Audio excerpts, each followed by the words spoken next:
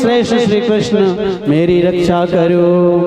पकड़ लो हाथ बनवारी, नहीं तो डूब जाएंगे। पकड़ लो हाथ बनवारी, नहीं तो डूब जाएंगे।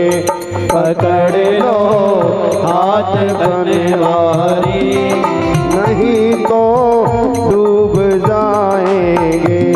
हमारा कुछ न बिगड़ेगा, हमारा कुछ न बिगड़ेगा। हमारा कुछ न बिगड़ेगा। हमारा कुछ न बिगड़ेगा। तुम्हारे लाज जाएगी। हमारा कुछ न बिगड़ेगा। तुम्हारी लाज जाएगी।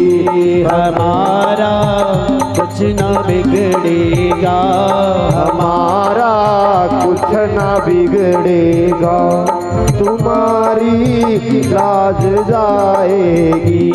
पकड़ लो हाथ बनवारी, पकड़ लो हाथ बनवारी, नहीं तो डूब जाएंगे। पकड़ लो हाथ बनवारी, नहीं तो डूब जाएंगे। बोलो सांवरिया सेठ की जय हो।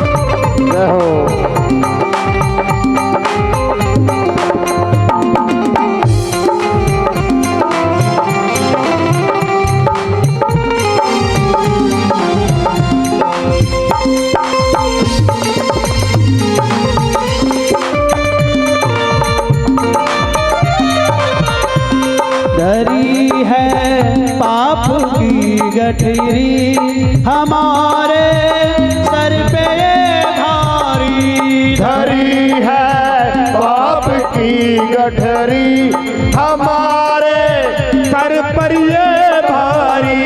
धरी है पाप की गठरी, हमारे सर पे ये भारी। धरी है पाप की गठरी, हमारे सर पे ये भारी।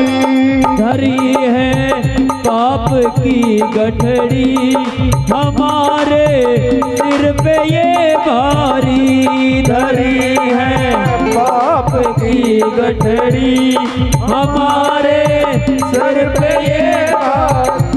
पकड़ लो हाथ बनवारी, पकड़ लो हाथ बनवारी, नहीं तो डूब जाएंगे।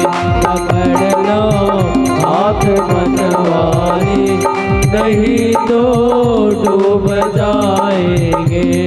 पकड़ लो हाथ बनवारी, नहीं तो डूब जाएंगे।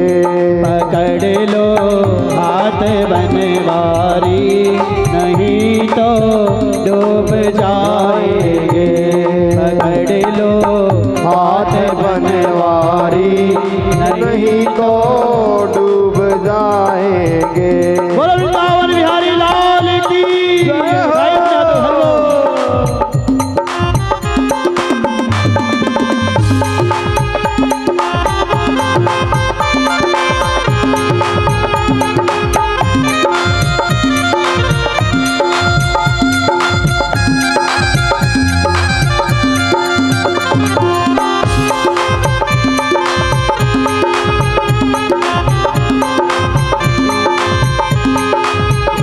सुख भी मुझे प्यारे हैं, सुख भी मुझे प्यारे हैं, दुख भी मुझे प्यारे हैं। छोड़ू मैं किसे भगवन, दोनों ही तुम्हारे हैं। सुख भी मुझे प्यारे हैं, दुख भी मुझे प्यारे हैं, छोड़ू मैं किसे भगवन, दोनों ही तुम्हारे हैं।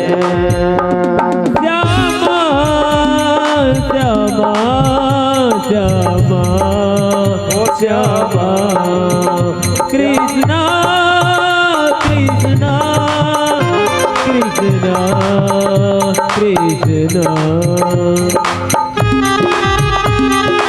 हरि बोल तालियों के साथ बोले बाबा की हरि लाल की जय हो।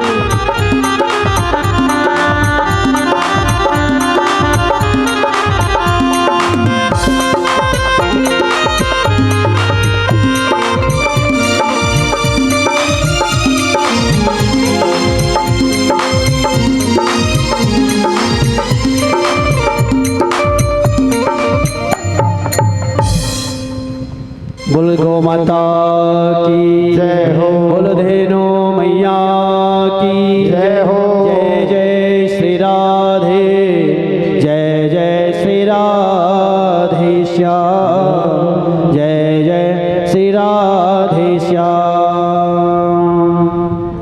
डूब जाएंगे पकड़ लो हाथ बनवारी, नहीं तो डूब जाएंगे। पकड़ लो हाथ बनवारी, नहीं तो डूब जाएंगे, नहीं तो डूब जाएंगे, नहीं तो डूब जाएंगे, नहीं तो डूब जाएंगे। नहीं तो डूब जाएंगे। पकड़ लो हाथ बनवारी, नहीं तो डूब जाएंगे। पकड़ लो हाथ बनवारी, नहीं तो डूब जाएंगे, नहीं तो डूब जाएंगे, नहीं तो डूब जाएंगे, नहीं तो डूब जाएंगे, नहीं तो डूब जाएंगे। बोलना पड़ेगा राधे राधे। हाथ ऊपर उठा के जब भी जयकारा लगाते हैं हाथों को ऊपर उठाना चाहिए। ऊपर रखो, नीचे क्यों कर रहे हो? जब आपको यहाँ से ऑर्डर मिलेगा फिर नीचे करना, अभी हाथ ऊपर रखो। ये कुछ बता रहा हूँ आप लोगों के लिए। कहते हैं प्रभु हम आपकी शरणागति आ चुके हैं, इसलिए जयकारा लगाया जाता है हाथ ऊपर उठाकर। और जब भी बोलेंगे बोलना पड़ेगा, आपको बोलना है राधे राधे। क्या बोलना है? राधे राधे। हाँ जी, कि हे राधा रानी आप हमें अपने शरण में लीजिए और ठाकुर जी से निवेदन कीजिए कि हमारे ऊपर कृपा दृष्टि बनाए रखें। अब आप नीचे हाथ कर सकते हैं, बोलना पड़ेगा राधे राधे। और जोर से राधे राधे। और जोर से राधे राधे। आप लोगों की आवाज ही नहीं आ रही, बोलना पड़ेगा और जोर से और जोर से। तो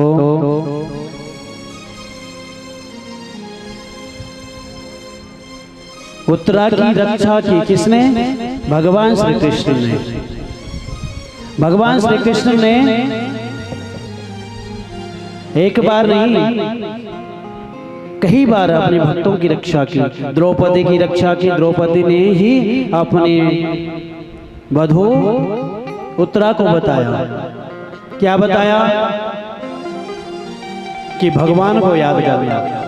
उसी प्रकार आप लोगों से भी यही कहते हैं, जब भी कोई प्रॉब्लम हो, कोई समस्या आए, मन दुखी हो, मन व्यथित हो, तो भगवान को याद करना।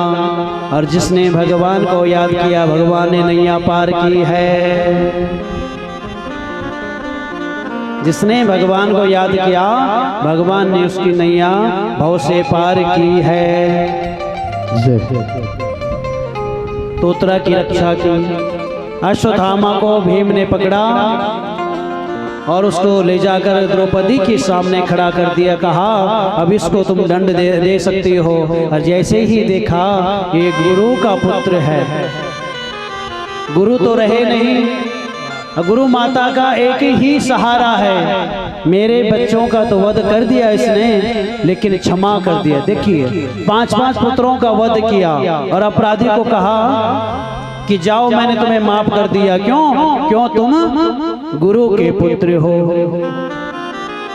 लेकिन भगवान श्री कृष्ण ने कहा इसको दंड तो कुछ मिलना चाहिए। तो अश्वत्थामा के मस्तक पर एक मणि थी जिससे उसको भूख प्यास कुछ भी नहीं लगती थी। उसके मस्तक से उस मणि को निकाल दिया गया। उस मणि को धर्मराज युधिष्ठिर ने अपने मस्तक में ग्रहण किया। इस प्रकार अश्वत्थामा का द्विज का अंत बताया गया है। लेकिन कहते हैं ये आज भी चिरंजीवी हैं। तो भगवान भीष्म पितामह आज बाणों की संज्ञा में हैं और भगवान को याद कर रहे हैं। भगवान श्री कृष्ण पांडवों के साथ जाते हैं और भीष्म पितामह के जब समीप पहुंचते हैं तो भीष्म पितामह भगवान को देखते ही रहे। भगवान की मस्तक से उनकी नजरें ना हट पाई और भगवान को ही एक टक देख रहे हैं। भगवान से कहते हैं भीष्म पितामह इति मति रूप कल्पिता वितृष्णा भगवती सात्वत पुंगवे विभोनि स्वसुख मुपगते क्वचि विहर्तु प्रकृते मुपे युषी यद्भवा प्रभा। क्या कहा? इति मति रूप कल्पिता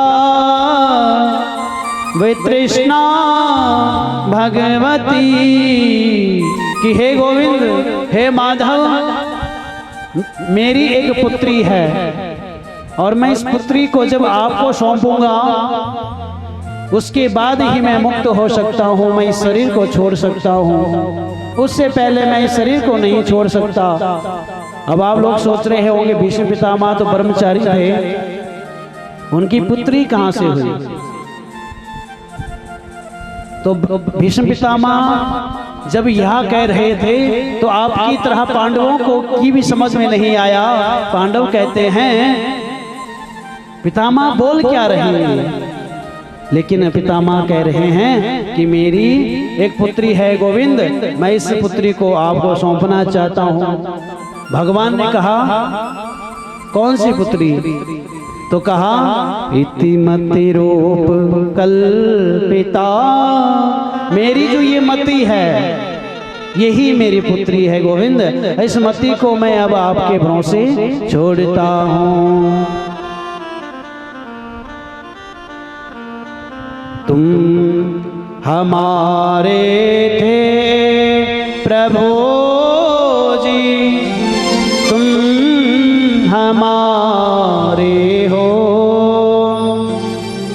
तुम हमारे ही रहोगे। ओ मेरे प्रियतम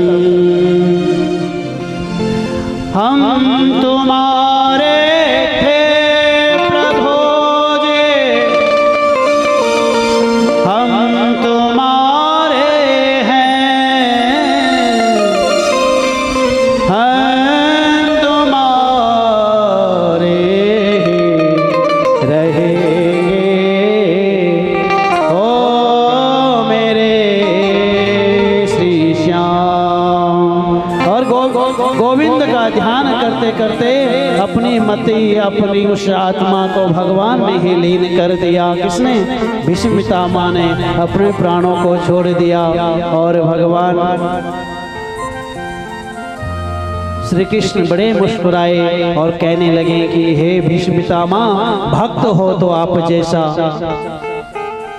भगवान के भक्त थे लेकिन विवशवश अधर्म का साथ देना पड़ा। विवशवश क्यों? प्रतिज्ञा ली थी, जो ही राज्य सिंहासन पर बैठेगा मैं हमेशा उसके आदेश अनुसार कार्य करूंगा, उसकी रक्षा करूंगा, यही था।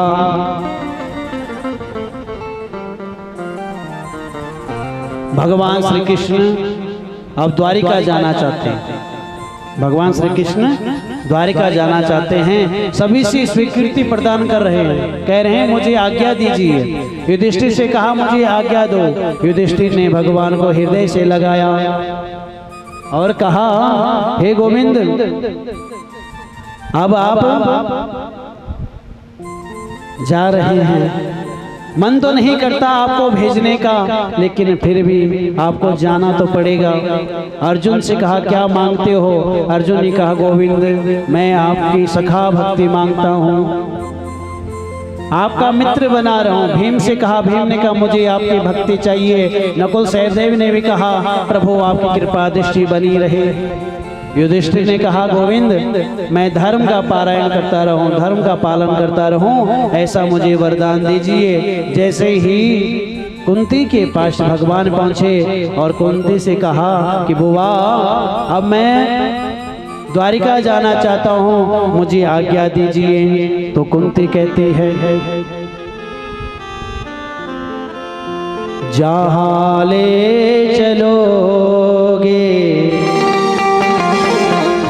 वहीं मैं चलूँगा, जहाँ ले चलोगे वहीं मैं चलूँगा, जहाँ ले चलोगे वहीं मैं चलूँगा, जहाँ नाथ रख लोगे, जहाँ नाथ रख लोगे, जहाँ नाथ रख लोगे, जहाँ नाथ रख लोगे वहीं मैं रहूँगा, जहाँ ले चलोगे वहीं मैं चलूँगा, जहाँ ले चलोगे वहीं मैं रहूँगा, जहाँ ले चलोगे वहीं मैं चलूँगा, जहाँ लोगे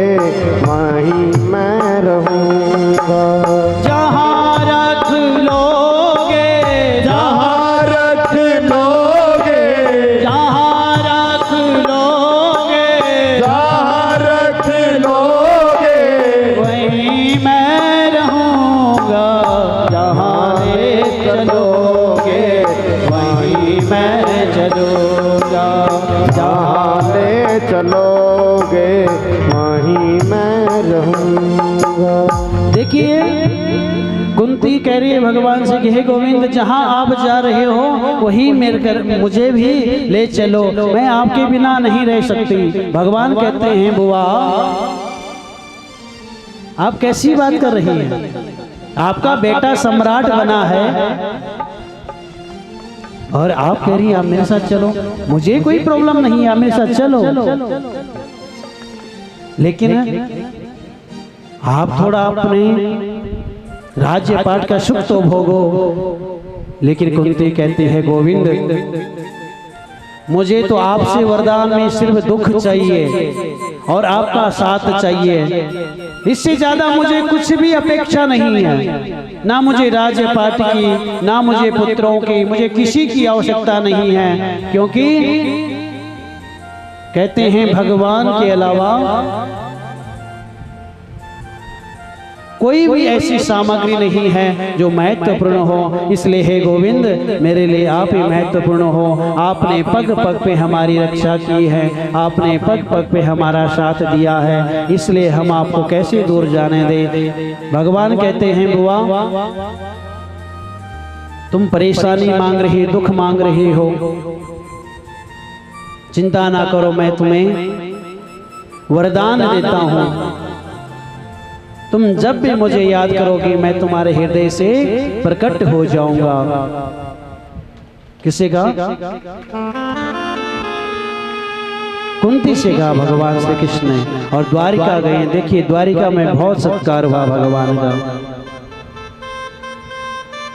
यहाँ विदुर जी आए हस्तिनापुर। विदुर जी ने गांधारी धृतराष्ट्र को उपदेश दिया कि हे महाराज, आपकी अज्ञानता की भी हद है। आपने पांडवों को मारने का खूब प्रयास किया, पांडवों के धन को छीन लिया, उनके राज्य को छीन लिया, उनको जलाने का प्रयास किया, और आज आप उन पांडवों का दिया हुआ अन्न खा रहे हैं। आपकी भलाई इसी में है। चलो सब कुछ छोड़कर वन गमन करें। और विदुर के साथ गांधारी धृतराष्ट्र सब हिमालय की ओर गए। कहाँ? उत्तराखंड की ओर। आइए हम भी उस पतित पावनी भूमि में चलते हैं जहाँ लक्ष्मी नारायण रहते हैं। उस भूमि को बैकुंठ कहते हैं। जहाँ लक्ष्मी नारायण रहते हैं उस भूमि को बैकुंठ कहते हैं। जहाँ लक्ष्मी नारायण रहते हैं, जहाँ लक्ष्मी नारायण रहते हैं, जहाँ लक्ष्मी नारायण रहते हैं, जहाँ लक्ष्मी नारायण रहते हैं उस भूमि को बैकुंठ कहते हैं। उस भूमि को बैकुंठ कहते हैं। जहाँ लक्ष्मी नारायण रहते हैं, जहाँ लक्ष्मी नारायण रहते हैं, जहाँ लक्ष्मी नारायण रहते हैं, जहाँ लक्ष्मी नारायण रहते हैं उस भूमि को बैकुंठ कहते हैं। उस भूमि को बैकुंठ कहते हैं। उस भूमि को बैकुंठ कहते हैं। उस भूमि को बैकुंठ कहते हैं। बलभद्री विशाल भगवान की जय हो। तालियों से वक्त भी बोलो लक्ष्मीनारायण भगवान की।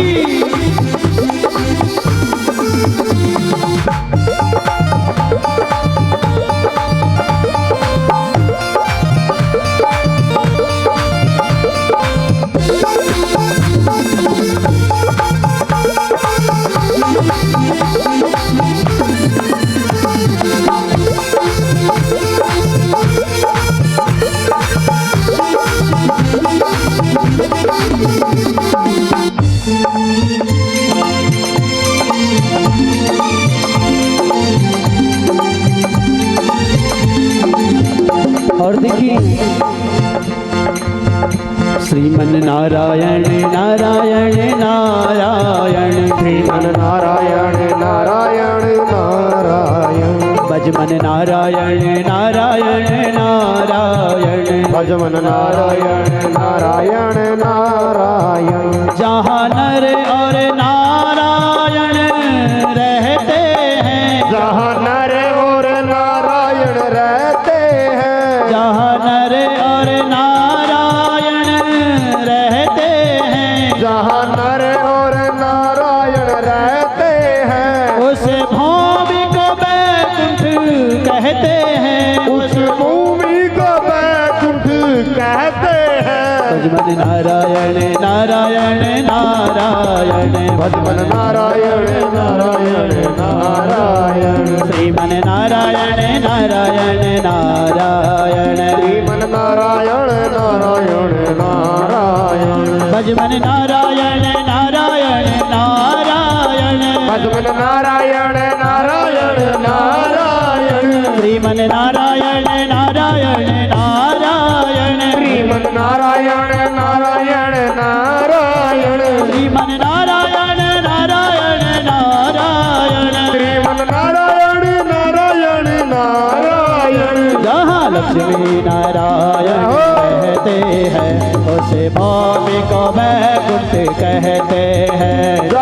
लक्ष्मी नारायण रहते हैं उस भूमि को वैकुंठ कहते हैं। जहाँ लक्ष्मी नारायण रहते हैं उस भूमि को वैकुंठ कहते हैं। जहाँ लक्ष्मी नारायण रहते हैं उस भूमि को वैकुंठ कहते हैं। बोले लक्ष्मी नारायण भगवान की जय हो, गौ माता की जय हो।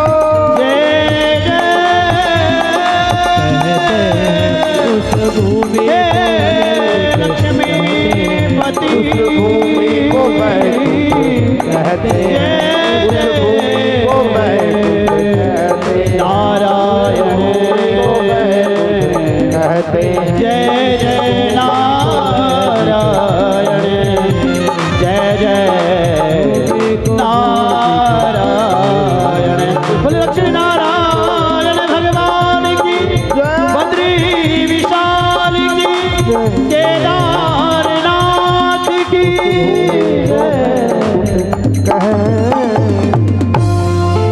बोले लक्ष्मी नारायण भगवान की जय हो। तो राजा परीक्षित के बारे में उनका जन्म हो चुका है। और देखिए है गांधारी और धृतराष्ट्र के जाने के बाद पांडवों ने सोचा कि हम भी परीक्षित को राजपाठ देकर हम भी उसी भूमि में चले जहां हमारे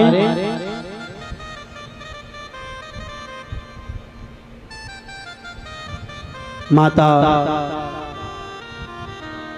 राजा धृतराष्ट्र गए हैं, उसी भूमि पर हम सब भी चलें और पांडव भी उसी भूमि की ओर गए। कहते हैं स्वर्ग जाने का मार्ग भी बद्रीनाथ भूमि जो है वहीं से स्वर्ग जाने का भी मार्ग है। उसे देवभूमि कहते हैं। पतित पावनी माँ गंगा जहाँ से निकलती है, बाबा केदार की जटाओं से वह गंगोत्री में प्रवेश करती हैं और वहाँ से होकर वह समस्त भारतवर्ष को पतित और पावनी करते हुए गंगा सागर में लीन होकर पाताल लोक में चली जाती है।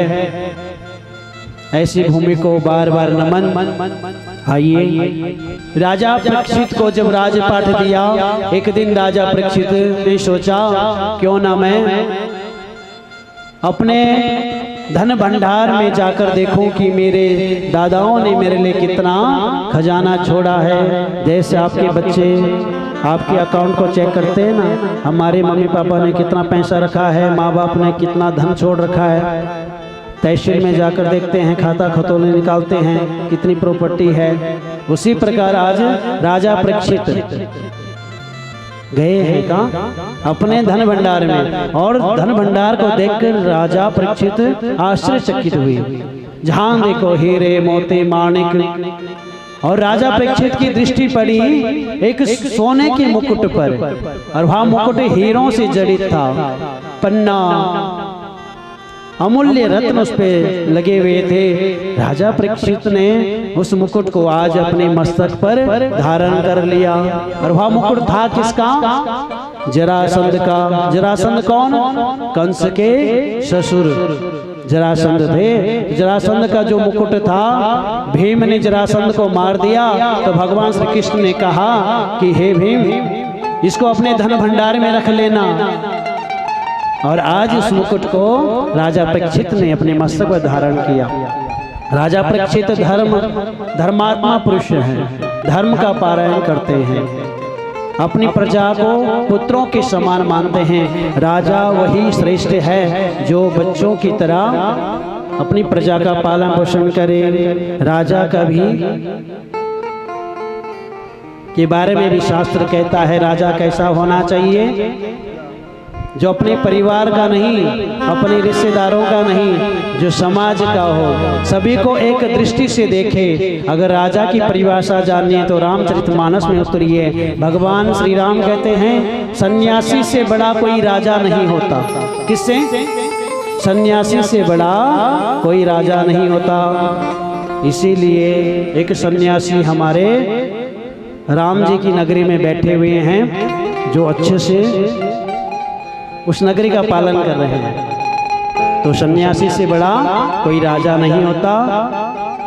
तो राजा वही जो प्रजा को अपने पुत्रों के समान प्यार प्रेम से उनकी खुशहाली के बारे में सोचे, उनकी सुविधाओं के बारे में सोचे, वही राजा होता है। राजा परीक्षित में है ये सारे गुण हैं।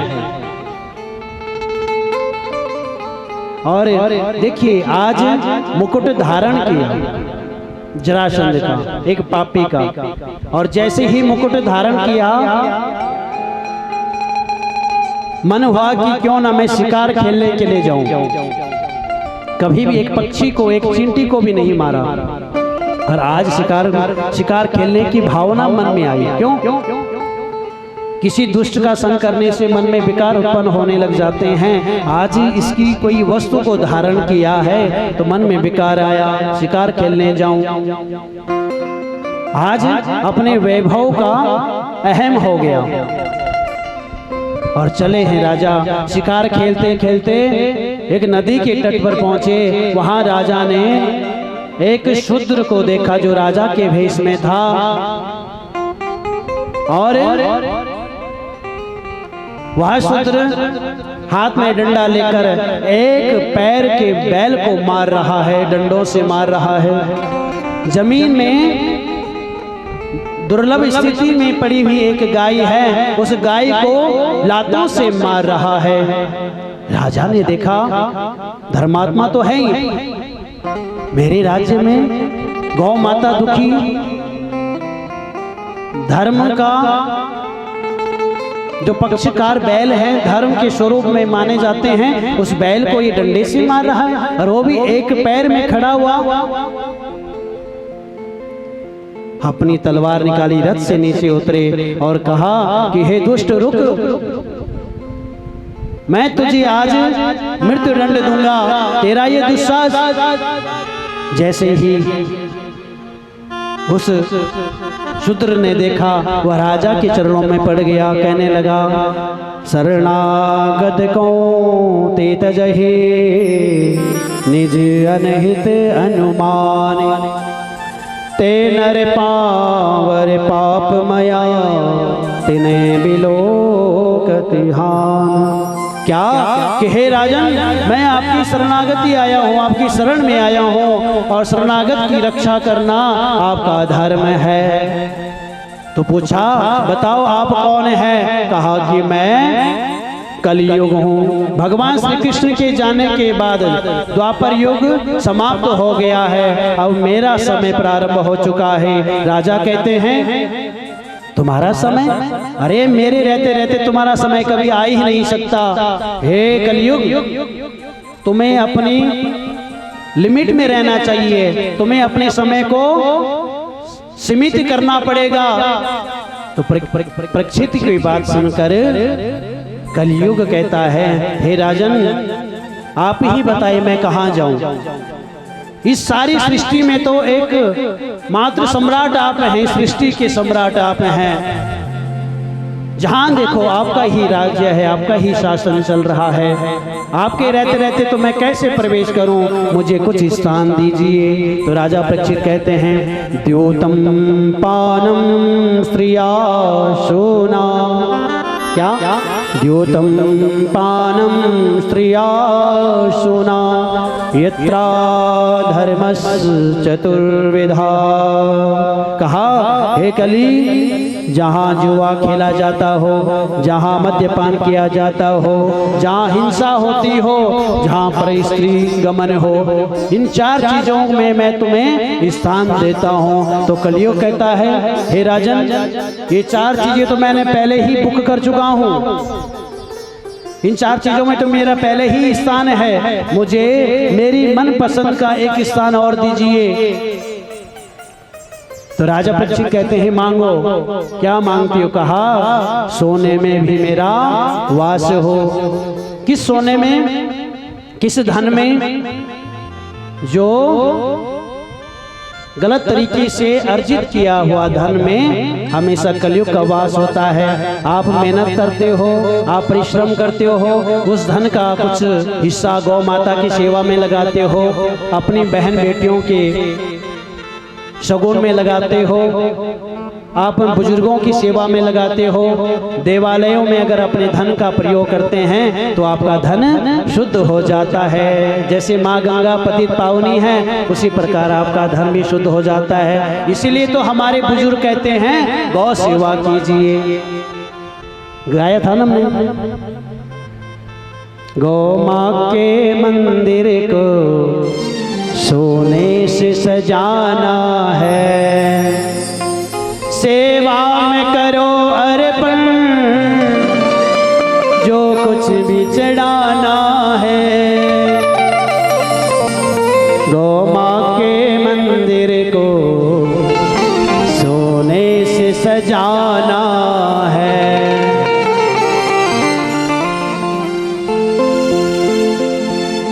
जो पाया है तूने गौ माँ का दिया तो है।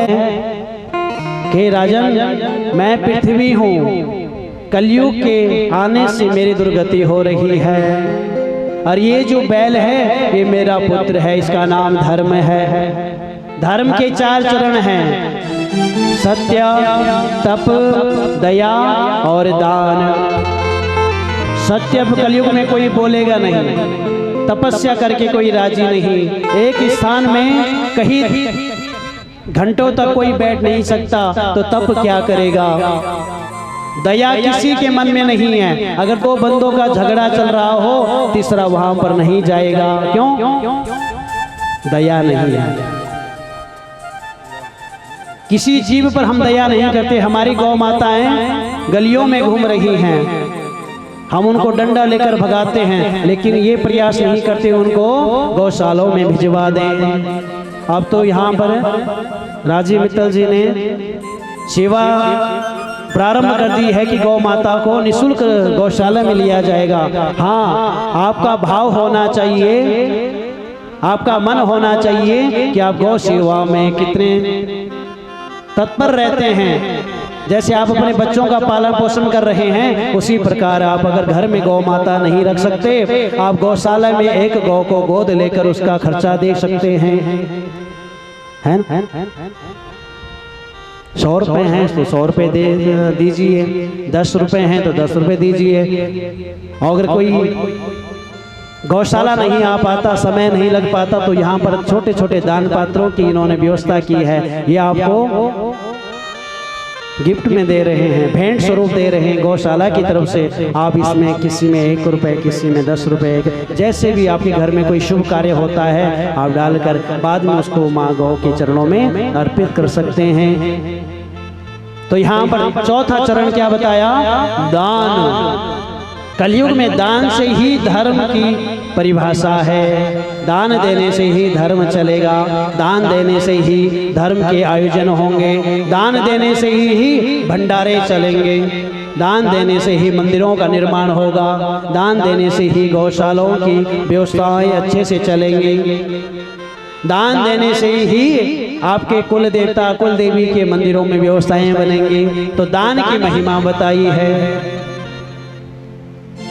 तो यहाँ पर राजा परीक्षित को भूख प्यास लगी है, जाते हैं उसकी कहीं पर मुझे पानी प्राप्त हो जाए, भूख मिटाने के लिए कुछ फल कंद मूल फल प्राप्त हो जाएं। सम्यक ऋषि का आश्रम था, सम्यक ऋषि के आश्रम में पहुंचे। सम्यक ऋषि से आग्रह किया कि गुरुदेव मुझे प्यास लगी है, भूख लगी है, कुछ खाने को दो, कुछ पीने को दो। लेकिन सम्यक ऋषि समाधि में थे। जब ऋषि समाधि में होते हैं वो सिर्फ भगवान का ध्यान करते हैं। किसका ध्यान करते हैं? भगवान का ध्यान करते हैं। भगवान के अलावा उनके जीवन में कोई भी व्यक्ति नहीं रहता। और सच्चे भक्त वही होते हैं जो नित्य निरंतर भगवान का ही ध्यान करते हैं। विदुर जी, विदुरानी के बारे में सुना है? विदुर जी कौन थे? देखिए, विभीषण के बारे में जानते हैं? विभीषण कौन था? रावण जी का भाई, राजा रावण का भाई विभीषण। रावण का विनाश तब शुरू हुआ जब उसने भक्त को अपने राज्य से बाहर कर दिया। भक्त कौन है? विभीषण जी भगवान का कीर्तन करते हैं। परिवार में जब तक एक व्यक्ति भी भक्त है तब तक परिवार सुरक्षित रहता है। क्यों? भगवान उसकी रक्षा करते हैं। उस भक्त के कारण सारे परिवार की रक्षा करते हैं। रावण ने अपने भाई को कुलद्रोही बताया, देशद्रोही बताकर उसको बाहर कर दिया। उसने तो सद्मार्ग बताया था, धर्म का रास्ता बताया था, लेकिन रावण उसमें चलना नहीं चाहता था। और जैसे ही भाई को बाहर किया उसका विनाश प्रारंभ हो गया। उसी प्रकार विदुर जी धृतराष्ट्र के भाई हैं, दासी पुत्र हैं। कौन? विदुर जी। और देखिए विदुर जी को जब भरी सभा में उनका तिरस्कार किया गया, दुर्योधन ने कहा तुम दिखते तो हमारे हो लेकिन तुम हमारे नहीं हो, तुम्हें हमारे राज्य में हमारी सभा में रहने का अधिकार नहीं है। मैं तुमसे मंत्री पद वापस लेता हूं और तुम्हें अपने राज्य से बाहर जाने का आदेश देता हूं। और देखिए आज विदुर जी बड़े प्रसन्न हुए। विदुर ने सोचा कि भगवान की बहुत बड़ी कृपा है मेरे जीवन में, भगवान की बहुत बड़ी कृपा है मेरे जीवन में कि मुझे